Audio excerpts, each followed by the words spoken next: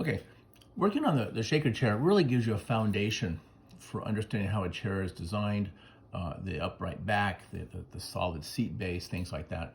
But we're gonna look at a new designer now, a different designer. His name is Carlo Mollino. Carlo Mollino is an Italian designer, and one of his favorite sayings was, everything is permissible as long as it is fantastic. And he looked at furniture far more differently than the shakers.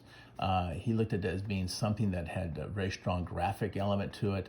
You can tell by the image of the desk that I put in the Word document that, again, it's similar. It's got drawers, but you can tell that how it's outstretched and the exaggerated views and this almost avant-garde type of way he looked at furniture. Yet it still had to have people use it, but again, you can still see how you can take design and stretch it into something that has a lot of extreme feel to it.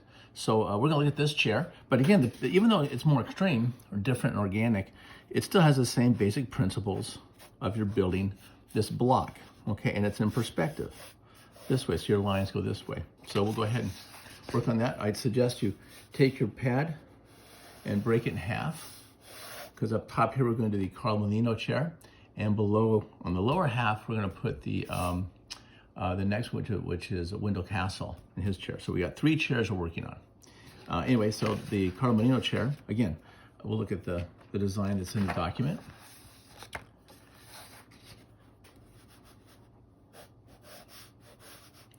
Again, we're looking at these lines that are very exaggerated, okay? Here's our block. Very light lines. Now in the back, we can still put this block in here, but what we can really do is put a center line. You look at the design here, there's really more of a center line this way. So once we get the block in here down the bottom, we can just simply take the center and go straight up here at an angle, and we can use that to sketch off of. So in the same way here, I'm putting a center line off our block, our cube, okay? That becomes the base. Now you can see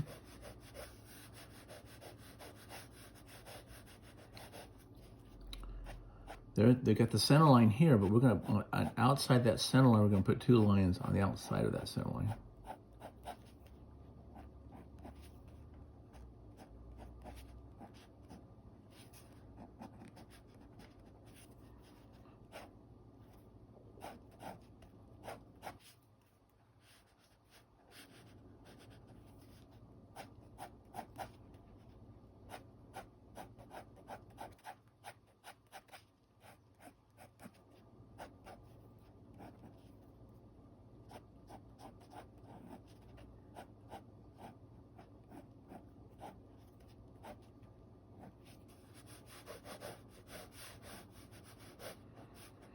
There's a thickness to the base top, fairly thick.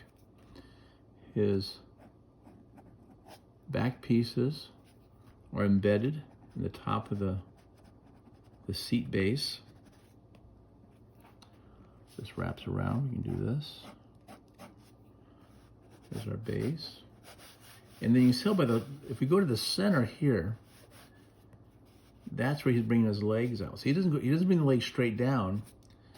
Okay, what you can see is he brings them like they're up in the center here someplace. So they still have the same location at the bottom, but they actually go back up inside under the base.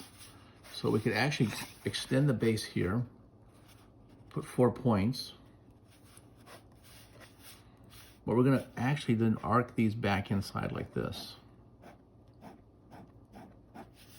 See that? So the base, where the actual touchdown of the foot pad or the leg pad is, it's got to be a square because it's got to hold the chair up. But instead of going upright, we can actually bend those legs in. And that's what Carlo Mollino, he did a lot of that, where everything was sort of exaggerated from thick to thin.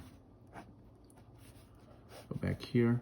He actually has that piece of wood continuing down the leg.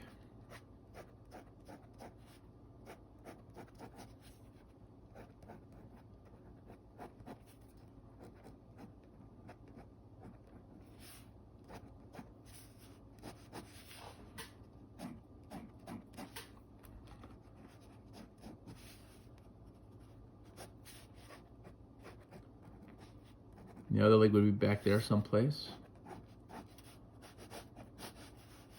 And his section is pretty flat, although he does have some wood grain. Talk about doing some wood grain, a little bit of that. But we can actually put in some shadow. So again, if we're looking at the light source from this side, then this is lit, but the inside of the chair back, we could put a little shadow. So again, it turns the surface, front and the side. Same thing here, we come down the side of the seat base, and even the front.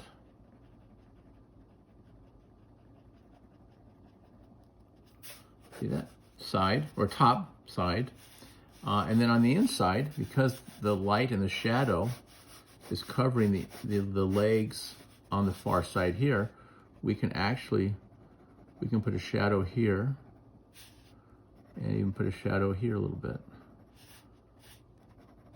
See, so as the light hits this edge of the top, it actually casts a shadow on these pieces down here. See that? And it basically then gives this contrast, and we can actually read the form. So, give it a shot. I think you'll do well. But again, it's still the basis. Here's my square. I just simply organize the legs a little differently than the shaker chair. And the back, it's still upright, but it's got this curve to it. Okay? Give that a try.